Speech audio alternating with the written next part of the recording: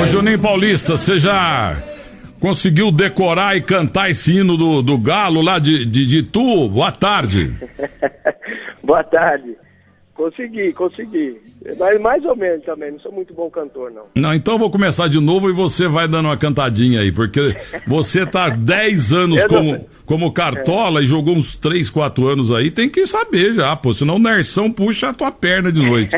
Olha aí, ó, vou começar. Mas não foi o Nersão que fez, né?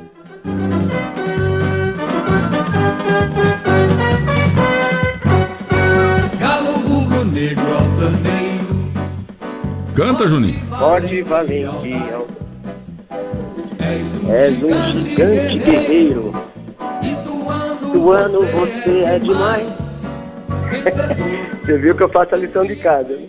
Escuta, você tá o Nat King Cole aí pra cantar o hino do Ituano, né? Ô Juninho, eu sempre achei você pequenininho, sabe? Mas outro dia, numa festa lá no condomínio, lá e tal, festa junina, já faz uns meses, eu cheguei à conclusão que você é menor ainda. Não fala isso. Ainda bem que eu não fui pro lado do basquete, do vôlei. Mas é isso que eu tô meio decepcionado com você. O Giroudinho, o alemão da Copa do Mundo de 86, meu amigo Ricardo Rogério de Brito, tá lá em Lavras, de vez em quando ele aparece por lá também, ele me falou que o Giroudinho era melhor que você. E você mandou o Giroudinho jogar basquete nos Estados Unidos? Eu não, ele que quis. O meu filho, nesse caso o Giroudinho, o meu filho Lucas, ele tem uma coordenação motora muito boa, né? E fazia bem todos os esportes. Mas eu falei pra ele, se ele quer realmente ser um esportista e um atleta profissional, ele tem que focar em um esporte. Eu até tentei, levei ele pro Ituano, ele ficou um ano lá comigo, nas categorias de base. Mas não é a paixão dele. E aí a paixão dele foi pro basquete.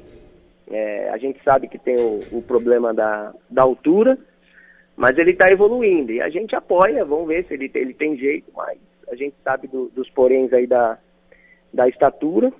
Vamos ver se ele consegue aí. Ele está se empenhando bastante. Vamos ver se ele consegue aí virar um atleta profissional aí da modalidade. O filho do Roque Júnior também, né? Enveredou pro basquete. O filho também eles estavam jogando juntos aqui no ATC, aqui em Alphaville. E aí agora o Lucas foi para lá tentar uma melhora. Mas o Lucas Giroudinho, ele era pequenininho, mas de repente ele deu uma crescida, eu estive vendo lá. Ele tá maior que você, viu? Ele vai puxar pro pai, ele vai ser alto. Mas ele era bom de bola também. Eu lembro quando você tirou ele, porque as minhas netas estudavam no mesmo colégio internacional lá com o teu menino, com os filhos do Roque Júnior também.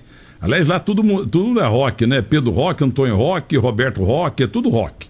Entendeu? Então de repente você tirou o menino de um colégio internacional, botou numa escola pública para que ele pudesse jogar no Ituano futebol.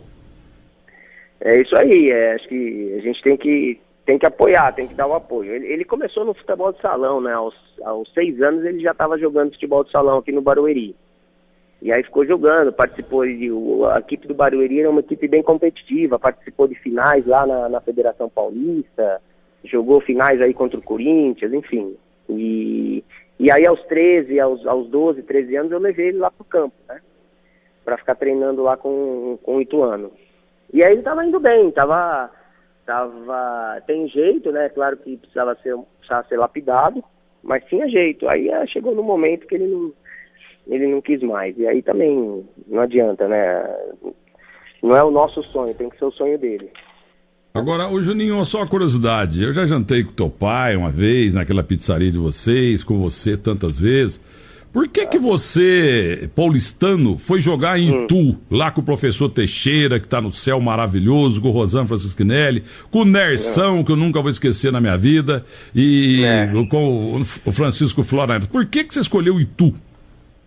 Porque eu sou aqui, como você falou, sou aqui de São Paulo, comecei no clube do Juventus, lá na Moca. Eu sou da Zona Leste, ali do Parque São Lucas, e aí comecei e joguei a infância inteira ali no Juventus Futebol de Salão. E aí depois eu fui pro Juventus Futebol de Campo, e aí eu era muito franzino na época, né? Além de ser baixinho, eu era muito franzino. Então fui mandado embora do Juventus, e aí fui pro Corinthians, fiz um ano no Corinthians, no Juvenil do Corinthians, e aí fui mandado embora. E aí eu jogava na Várzea de São Caetano. Joguei em vários clubes ali na Avenida Kennedy ali. Joguei em vários clubes, joguei em São Bernardo também.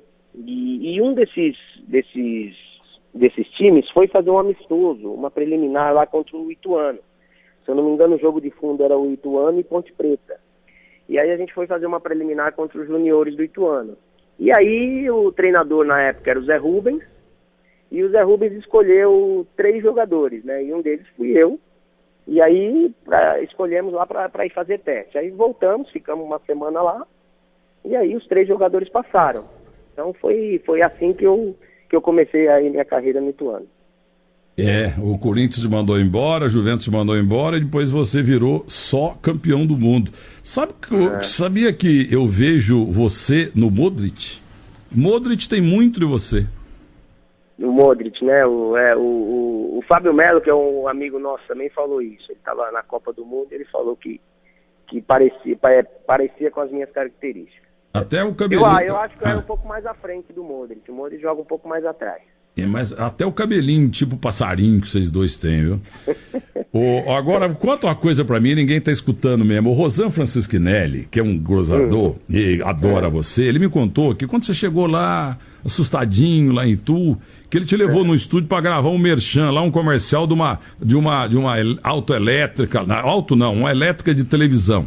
Aí você preparou lá no TP para ler o TP na propaganda. Então, atenção, aqui na Elétrica Francischinelli, compre rodela de catavurto. Aí você falou, mas o que é rodela de catavurto? É antena parabólica. Isso é verdade? Olha, eu não me lembro disso. Porque parabólica em tu é rodela de catavurto. O Rosan é o maior fã que você tem, cara. O Rosan é gente boa, é um dos apoiadores lá do Ituano, fez muito já pelo Ituano no passado e continua aí nos apoiando. E o Nersão, você conheceu bem? O Nersão não conheci bem, cara, não tive essa felicidade de conhecê-lo bem, não. Esse me ajudou na vida, viu? Francisco Flora Neto também. E eu queria saber de você. Querido lá em Itu. Então, Itu é de onde saiu meu avô materno, né? Luiz Carlos Fernandes, da Mujana, foi trabalhar lá na estação do trem lá em Muzambinho, conheceu minha avó, que estava viúva, e nasceram as 3 filhas, a minha mãe e 2 tias, Antônia e Marinha. Escuta aqui, e você chegou desse tamanhinho lá e o Ituano, o professor Teixeira estava lá, porque esse cara foi um cara maravilhoso no futebol. O professor Teixeira estava no profissional, né? Eu cheguei e fiquei 2 anos jogando nas categorias de base, e aí na transição o Teixeira já tinha saído, né? O Cilinho passou por lá, né? Na época ainda o Cilinho me puxava ainda para fazer alguns treinos como profissional. Mas quem me puxou mesmo foi o Arthur Neto, quando o Arthur Neto era o treinador do principal, e aí foi no Campeonato Paulista de 92, foi onde eu subi profissional, fiz algumas partidas, e aí em 93 mesmo que eu joguei definitivo, né? Mas o Zé Rubens ali também sempre me deu apoio, teve o Bressan, né, que era o diretor de futebol da época, o Boni. Não sei se chegou a conhecer o Boni. O Boni era um back central negro do São Paulo? Não, o Boni era o dirigente lá do Ituano também nessa época. Esse eu não conhecia. E aí eu fiz um tratamento, né? Antes desse Paulista de 93, eu fiz um tratamento. Fiz um tratamento até com o Dr. Turíbio, com o Zogaib, para pegar um pouco mais de massa muscular. E aí esse tratamento me ajudou, peguei mais 5 quilos de massa. E aí eu fiquei forte, né? Fiquei com 58 quilos. Aí com esses 58 quilos disputei o meu primeiro Paulista em 92. Escuta, até mesmo o maluco, o coisa ruim do Vampeta fala isso. Aquele tal Denilson, não sei se você lembra, parece que participou de Copa do Mundo, nunca fez um gol na vida. Aquela mala que eu nem sei que fim que levou, que esse tal Denilson não gosta desse cara. Mas eles falam, e todo mundo... Eu quero saber de você, como é que você se sente, Juninho Paulista, na condição de um dos caras mais sérios do futebol como jogador, como empresário nesse mundo fedorento de transferência de jogador, e todo mundo fala que você é absolutamente santo, sério, absolutamente honesto, profissional, que você é o melhor dirigente esportivo do Brasil, que devia ir para a CBF, presidente do São Paulo. Todo mundo fala isso de você. Vou te contratar para minha campanha. Não, e propaganda eu faço e bem feita, hein? Porque você vale a pena ser teu empresário e tal. E ter você de genro também é uma beleza, porque eu sou um dos homens mais ricos do Brasil, né?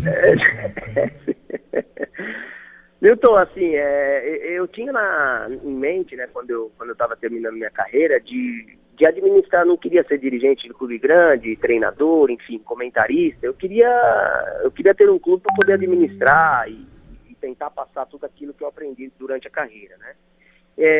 O Ituano foi uma coincidência. Eu acho que talvez eu iniciei sem ter um preparo, né?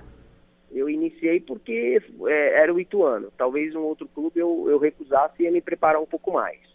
Então eu peguei o Ituano nesse intuito.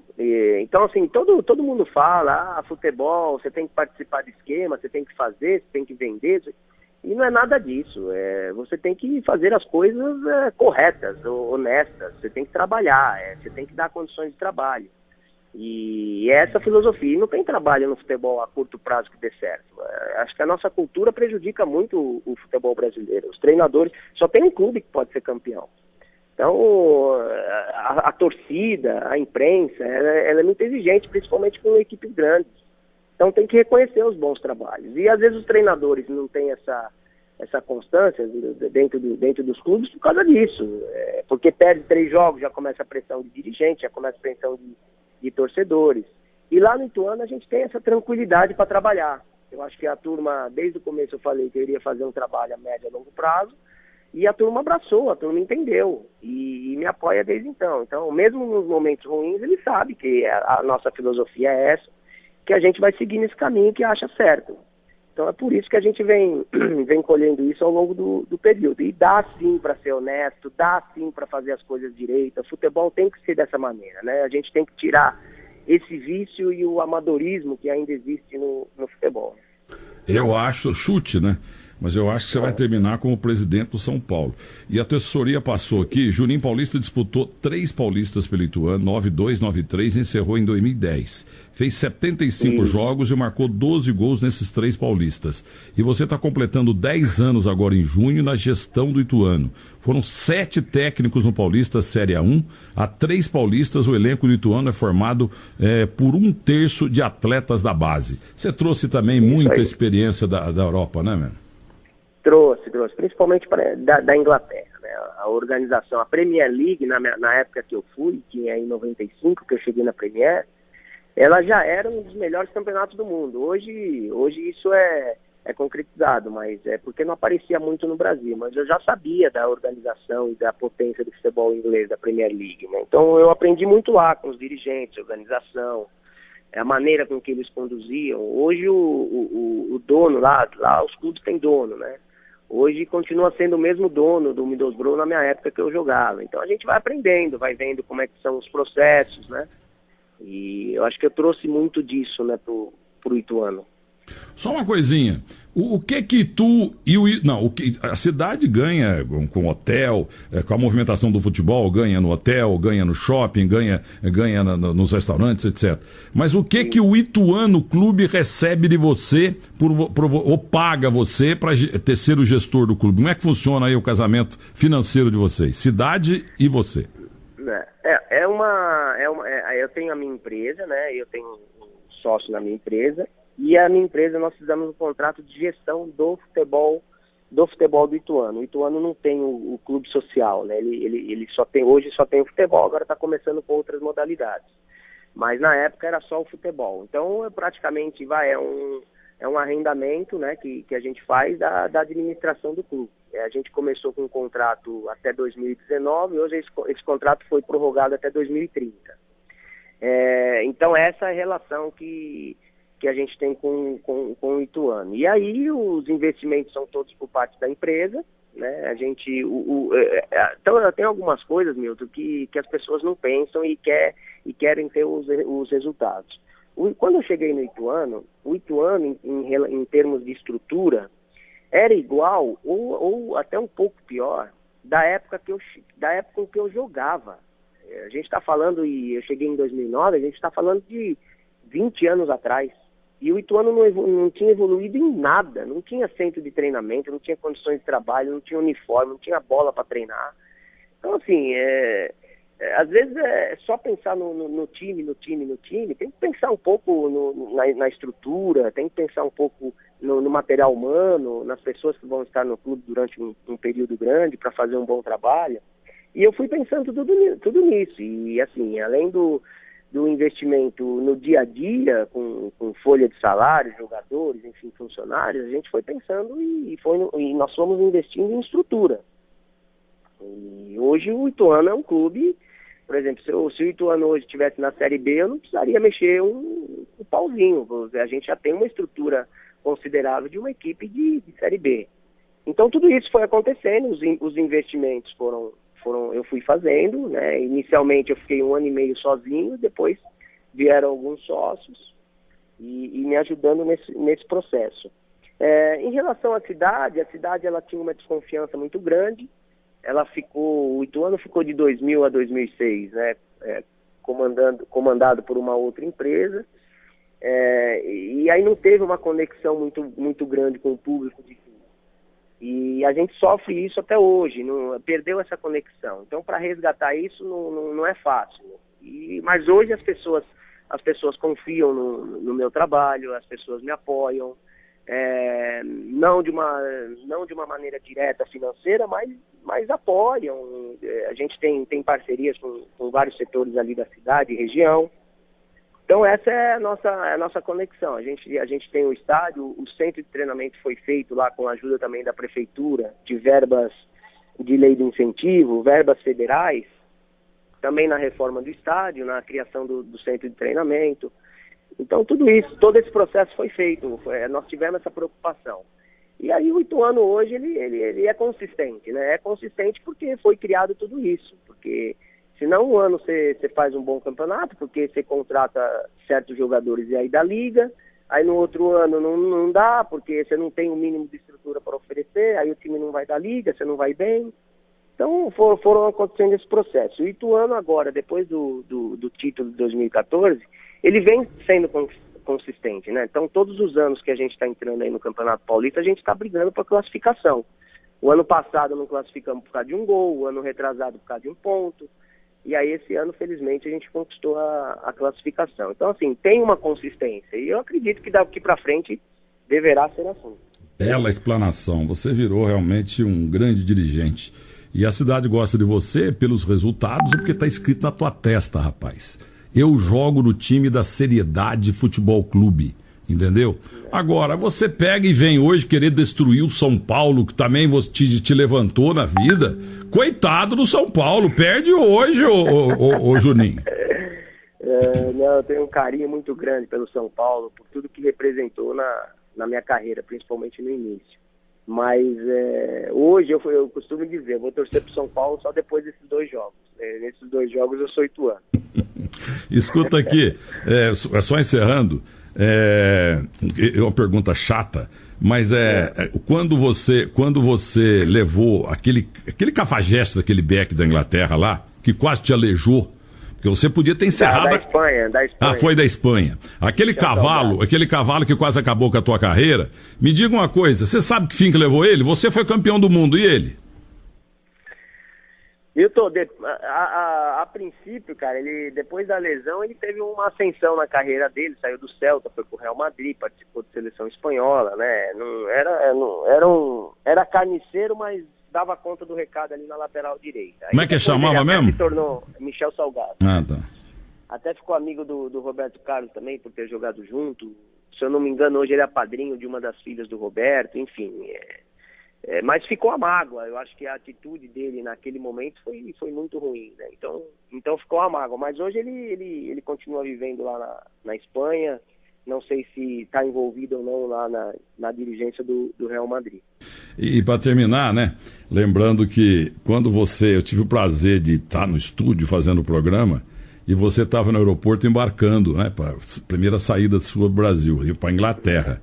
E aí eu falei para você outro dia lá naquele churrasco nosso, eu falei, Juninho, o meu inglês é e sempre será uma porcaria, mas eu terminei a entrevista com você ainda era um rapaz assustadinho, eu falei, Juninho, good luck! Eu falei, sabe? E você não entendeu nada. E alguém, lá foi o Weber Lima, que era o meu produtor na época, que falou que era pra dar boa sorte pra você. Mas eu falei tudo errado. E você não entendeu nada, porque você não sabia nada de inglês, eu não sabia e não sei. Mas você lembra dessa? Eu fui o último a falar com você quando você estava no aeroporto indo pra Inglaterra.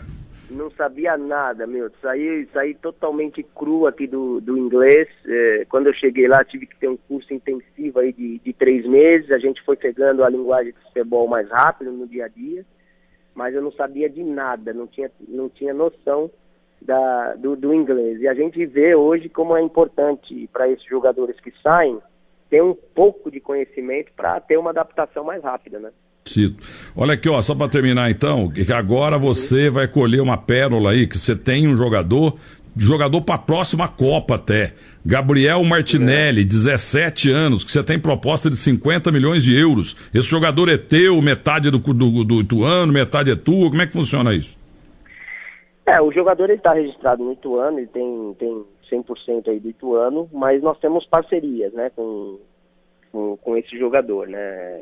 Foi um processo, esse jogador chegou aí no Ituano com 13, 14 anos, trazido aí de um pessoal que já estava fazendo um trabalho muito, muito bom com ele, e esse garoto era do projeto Manchester United, e o Manchester precisava de um clube parceiro aqui no Brasil para dar continuidade a esse processo, e nós aceitamos isso, fizemos uma parceria nesse sentido, e aí quando ele completou 16 anos, o Manchester abriu mão da preferência que tinha de compra, né, e na época era um valor muito baixo, né, era a compensação da FIFA, não sei se era 300 ou 400 mil euros, e o Manchester não quis exercer, achou que o menino ainda não estava pronto, e aí foi onde nós tivemos a oportunidade de fazer um contrato profissional com ele aqui em Itu, e dar sequência ao trabalho. Então, mérito desse menino, mas ele sempre se demonstrou diferente, né, em todos esses setores aí das categorias de base. E a gente foi tendo essa adaptação, o menino também foi evoluindo, foi pedindo passagem e chegou na equipe profissional totalmente preparado, né? Tanto é que com 17 anos aí está sendo um dos destaques da equipe. Não temos aí a proposta que você falou de 50 milhões de euros, é um pouco alta, mas temos assim bastante sondagem, sim, clubes interessados que ligaram. E aí a gente vai ver como é que termina esse processo. E o Edivaldo Ferraz, que é hoje empresário, eu lembro dele quando era publicitário, está dizendo: parabéns pela brilhante entrevista com o Juninho Paulista, o melhor dirigente esportivo hoje no Brasil. E avisa ele que levei 2 pérolas para ele, o Cleison e o Júnior Santos, que está no Fortaleza. É um parceiros nossos lá. O Ferraz também, nos conhecemos lá na federação e criamos uma amizade grande. E é um dos caras também, um dos parceiros do clube lá. E ó, pra terminar, me faz um favor, porque você tá com a bola cheia, eu tô meio velho, meio acabando. Meu filho mais novo casou, e eu tô com um problema muito sério, porque lá em casa não cabe mais uma moça, entendeu? É pequena a casa, então eu preciso de uma casa lá no pedaço.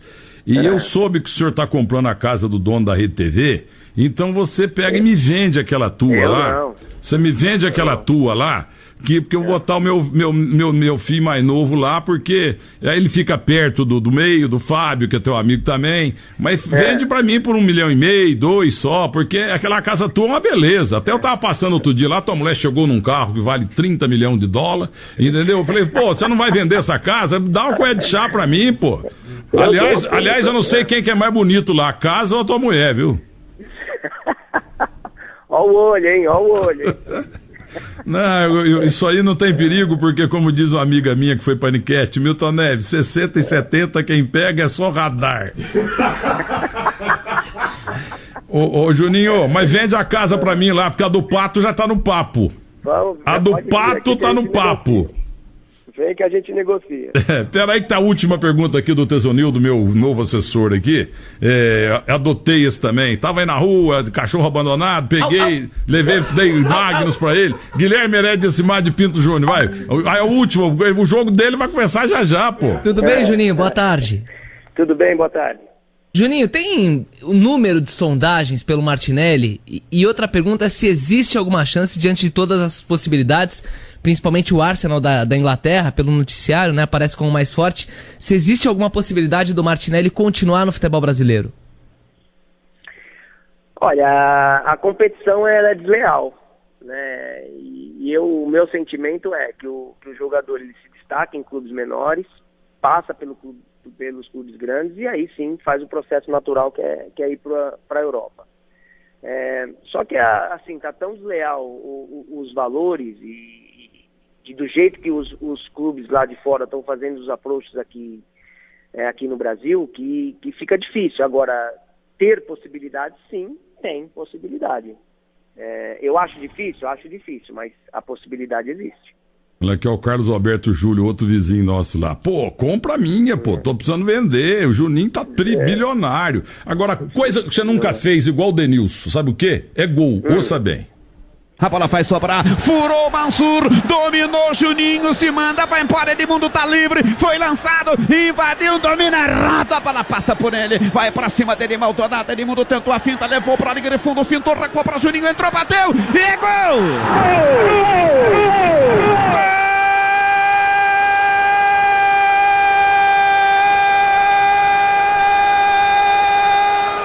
Do Palmeiras!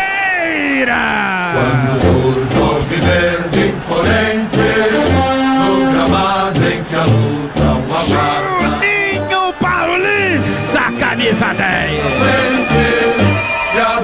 Uma falha infantil de Mansur. O Palmeiras foi. Juninho rolou para Edmundo. Ele dominou com dificuldade, mas depois fez pouca jogada. Rolou para trás para Juninho. Ele veio chegando e encheu o pé. Fábio Costa não conseguiu pegar. A bola morreu no fundo. Olha, desse Mansur eu não lembrava, viu? Desse Mansur não lembrava. Agora, falar uma coisa pra você que ninguém tá ouvindo mesmo. Você, quando chegou no Palmeiras, tem um jornalista aí que tomou Doril, sumiu, Mauro Alexandre Zione Bete, uma coisa assim. Falou assim, pô, esse molequinho aí, baixinho desse jeito, bola rasteira encobre. Palmeiras tem que mandar esse Juninho Paulista embora. Esse cara não joga nada. Esse Mauro não entende nada de futebol, é vergonha. O Mauro Betti jamais falaria isso. Falou isso, que bola rasteira te encobria. Ele não sabe nada de futebol. Levou o Darinta pro Palmeiras também. Ô, Juninho Paulista, aqui, olha, você é tão bom caráter que, olha, 12h35, você tá almoçando aí no Rancho 53, não sei, na Castelo Branco. Que é o meu restaurante aí. Porque esse que você falou aí pra produção, não gosto, é ruim, entendeu? Ah, você não gosta? Não é, o bom é o Super Grill. Tem um Super Grill aí que é bom. É isso aí. Ah, é perto de um hotel aí, não tem um hotel do lado? Agora tem o Denário aqui do lado. Tem o Denário, onde era o Almanara. Entendeu? Então, aí tem um hotel, o time do Mirassol, não, um time de fora, que do meio de semana tava chovendo muito. Os caras não conseguiam sair do hotel pra jogar aí em Barueri. Tanto que tava chovendo. Mas o Edson aí tá fazendo um restaurante espetacular, o Super Grill aí, viu? É verdade, é verdade. Então, muito bom. Muito obrigado pela entrevista, e se precisar de um sócio, eu vou ver se eu cresço um pouco pra chegar no teu nível, tá bom? Imagina, que é isso. Um abraço pra você. Um abraço aí a todos. Eu quero ver esse gol de novo do Zé Silvério. Esse Juninho Paulista não existe também, viu? Por que todo mundo não é assim? Por que tem tanto nego, sabe, terrível aí no meio do futebol, hein? Por que não temos só Juninho Paulista? José Silvério, pai do gol. Vamos lá, a bola vai sobrar, furou Mansur, dominou Juninho, se manda, vai embora, Edmundo tá livre, foi lançado, invadiu, domina errado, a bola passa por ele, vai pra cima dele, Maldonado, Edmundo tentou a finta, levou pra linha de fundo, fintou, recuou pra Juninho, entrou, bateu, e é gol!